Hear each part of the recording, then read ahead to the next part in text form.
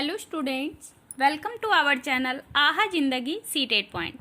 आज के इस लेक्चर में हम लोग मैथ्स पेडागोजी के कुछ प्रश्न को डिस्कस करेंगे जो कि आपके 2015 के सितंबर में जो सीटेट के एग्जामिनेशन लिए गए तो उनके पेपर 2 के सारे प्रश्न आपके होंगे। तो आइए हम लोग स्टार्ट करते हैं और डिस्कस करते हैं। जितने भी प्रश्न आपके पूछे गए प्रश्न हैं आपके 2015 के सितंबर में, तो सारे प्रश्न को हम लोग हल करेंगे। देखिए 36 क्वेश्चन जो है आपसे पूछे गए हैं कि छाया ने दी गई परिमेय संख्या को इस प्रकार हल किया, तो कैसे हल किया है? -25 बाय -30 इक्वल टू क्या आया है? -5/6। अब इसमें प्रश्न आपसे पूछे जा रहे हैं कि इस प्रकार की त्रुटि को माना जा सकता है। क्या माना जा सकता है? तो पहले ऑप्शन आपके जो दिए गए हैं प्रक्रमण परक त्रुटि, दूसरा है समस्या को ठीक से ना समझने के कारण त्रुटि, तीसरा ऑप्शन जो आपके दिए गए हैं लापरवाह त्रुटि, और चौथे ऑप्शन जो आपके दिए गए हैं संकल्पनात्मक त्रुटि। अगर हम लोग इसमें बात करें आंसर की, तो इसमें यह जो है आपका संकल्पनात्मक जो त्रुटि है वही कर रही है छाया, राइट। तो इस प्रकार की त्रुटि को क्या मानेंगे हम लोग? इस प्रकार की त्रुटि को संकल्पनात्मक त्रुटि मानेंगे, राइट। तो हमारे आंसर जो बनते हैं ऑप्शन नंबर 4 हमारे राइट आंसर बनते हैं। चलिए अगले प्रश्न को देखते हैं, प्रश्न नंबर 37। प्रश्न नंबर 37 जो आपसे पूछे गए हैं, इसमें पूछे गए हैं उच्च प्राथमिक स्तर पर आंकड़ों के प्रबंधन का केंद्र होता है। क्या होता है? उच्च प्राथमिक स्तर की बात हो रही है। यहाँ आप देख सकते हैं उच्च प्राथमिक स्तर पर आंकड़ों के प्रबंधन का केंद्र होता है। क्या होता है? पहला ऑप्शन आपके हैं आंकड़ों का केवल संगठन, दूसरा ऑप्शन है आंकड़ों को एकत्रित करने की तकनीक, तीसरे ऑप्शन है आंकड़ों का संग्रह, संगठन और प्रस्तुति, चौथे ऑप्शन आपके दिए गए हैं आंकड़ों का केवल प्रस्तुतिकरण। देखिए यहाँ अगर हम लोग बात करें उच्च प्राथमिक स्तर की, तो उच्च प्राथमिक स्तर पर आंकड़ों के प्रबंधन का केंद्र आंकड़ों का संग्रह, संगठन तथा प्रस्तुति होता है। ओके, तो राइट आंसर हमारे जो बनते हैं ऑप्शन नंबर 3 हमारे राइट आंसर बनेंगे, आंकड़ों का संग्रह, संगठन और प्रस्तुति। ओके, चलिए क्वेश्चन नंबर 38 देखते हैं। क्वेश्चन नंबर 38 जो आपसे पूछे गए हैं, गणित में समस्या के समाधान का निम्नलिखित में से कौन सा तरीका सही नहीं है? आपसे सवाल में पूछे गए हैं कि कौन सा तरीका जो है सही नहीं है। तो पहले ऑप्शन आपके दिए गए हैं अंत से आरंभ की ओर हल करना, दूसरा ऑप्शन है रट लेना, तीसरा ऑप्शन है परीक्षण और त्रुटि विधि, चौथे ऑप्शन आपके हैं चित्रांकन। ये 4 ऑप्शन आपको दे दिए गए हैं। देखिए अगर हम लोग बात करें कि किसी भी गणितीय समस्या के समाधान को रटना नहीं चाहिए, रटना बिल्कुल नहीं चाहिए, और रट लेना अगर कहता है तो रट लेना जो है सही तरीका नहीं है, बल्कि रटने से अच्छा होता है क्या? समझ लेना, उसे समझना चाहिए, रटना बिल्कुल नहीं चाहिए। तो यहाँ आपसे पूछे गए हैं सवाल में जो आपसे पूछे गए हैं कि गणित में समस्या के समाधान का निम्नलिखित में से कौन सा तरीका सही नहीं है, तो रट लेना जो है आपके सही तरीका नहीं है। ओके, तो राइट आंसर हमारे ऑप्शन नंबर 2 बन जाते हैं। Question number 39। क्वेश्चन नंबर 39 आपसे पूछे गए हैं पियाजे के अनुसार जब बालक औपचारिक परिचालन स्तर पर होता है तो परिचय देने का उपयुक्त समय है। क्या है? संख्याएं, रेखागणित, अनुपात और समानुपात, चौथे ऑप्शन है आंकड़ों का प्रबंधन। देखिए यहाँ हम लोग बात करें कि पियाजे के अनुसार जब बालक औपचारिक परिचालन स्तर पर पहुंच जाता है, स्तर पर होता है, तो परिचय देने का उपयुक्त समय है। क्या है? औपचारिक परिचालन के स्तर पर परिचय देने का उपयुक्त समय जो है पियाजे के अनुसार आंकड़ों का प्रबंधन होता है, राइट। तो हमारे राइट आंसर जो बनते हैं ऑप्शन नंबर 4 हो जाएंगे, आंकड़ों का प्रबंधन। चलिए क्वेश्चन नंबर 40 देखते हैं। क्वेश्चन नंबर 40 आपसे पूछे जा रहे हैं कक्षा 7 की पाठ्य पुस्तक में दी गई निम्नलिखित समस्या को पढ़िए। समस्या क्या दिए गए हैं कि एक मानचित्र दिया गया है जिसमें क्या है, पैमाना 2 सेंटीमीटर जो है इक्वल टू 1000 किलोमीटर है। 2 सेंटीमीटर को क्या दर्शाया गया है, 1000 किलोमीटर। यदि मानचित्र में 2 स्थान 2.5 सेंटीमीटर की दूरी पर है तो उनके बीच की वास्तविक दूरी क्या होगी, यह समस्या है। कैसा समस्या है, ये 4 ऑप्शन हम लोग देख लेते हैं। देखिए, पहला ऑप्शन है उच्च स्तरीय चिंतन कौशलों पर आधारित समस्या। दूसरा है समस्या समाधान के कौशल को बढ़ाने की।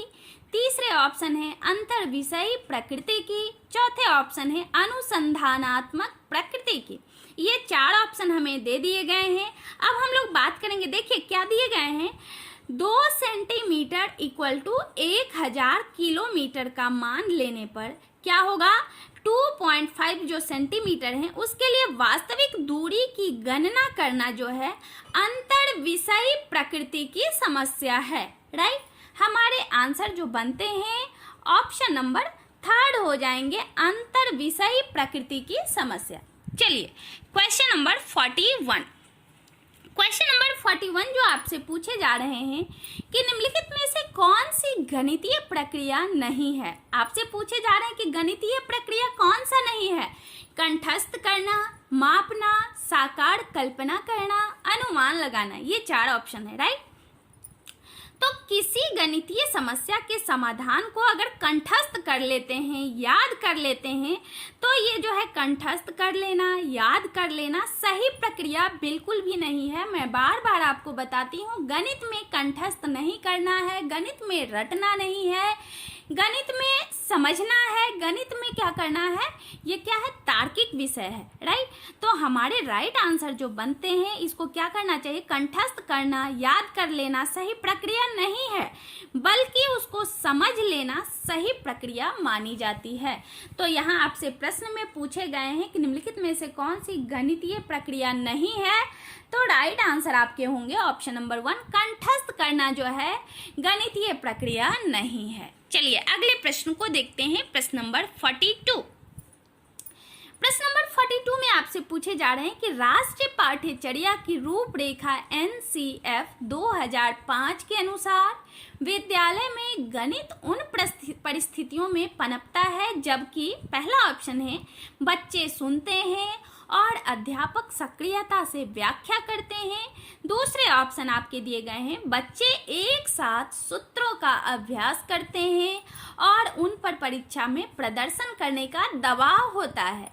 तीसरे ऑप्शन है गणित बच्चों के जीवन के अनुभवों का हिस्सा हो जाए। चौथा ऑप्शन है दैनिक अभ्यास से बच्चों को सभी संकल्पनाएं सीखने के लिए विवश किया जाए। देखिए, विवश करना तो बिल्कुल नहीं है, बच्चा को विवश तो करना ही नहीं है।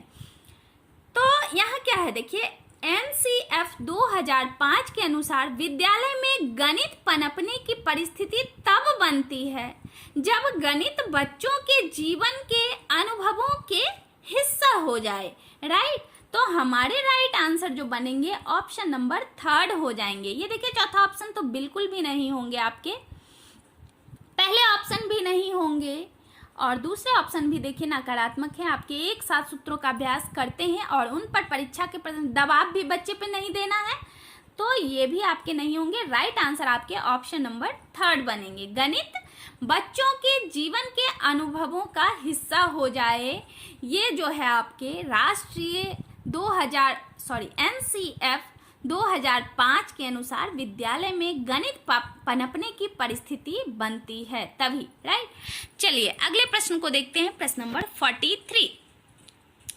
इसमें आपसे पूछे गए हैं कि कक्षा 6 में अध्यापक ने रचनात्मक यानी फॉर्मेटिव मूल्यांकन, जिसको कि आप FA भी बोल सकते हैं, कार्य के लिए वाद विवाद का विषय दिया।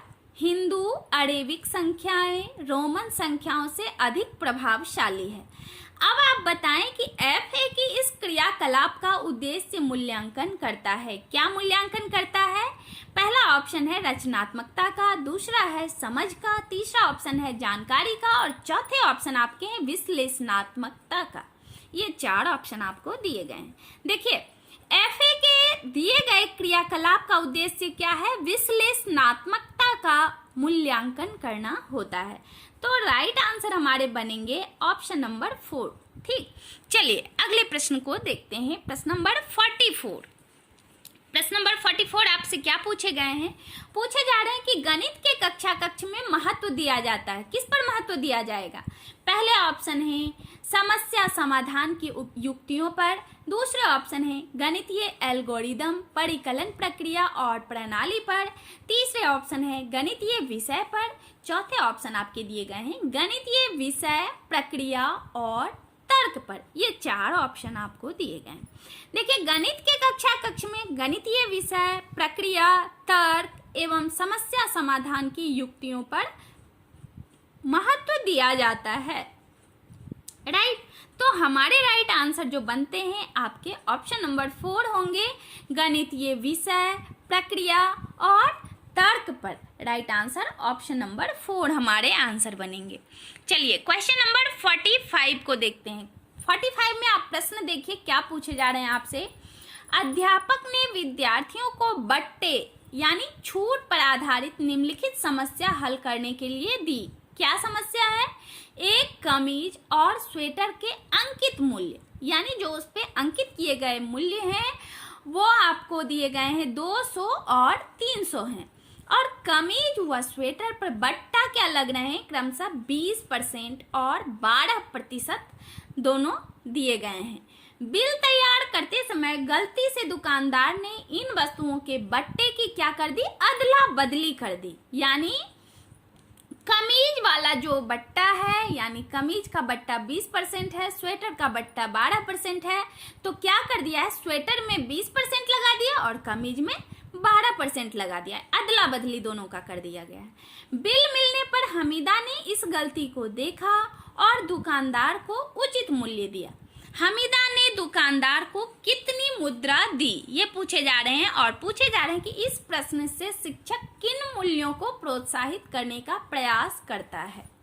पहला ऑप्शन है सहकारिता, दूसरा है सहानुभूति, तीसरा है संवेदनशीलता और चौथे जो है ईमानदारी।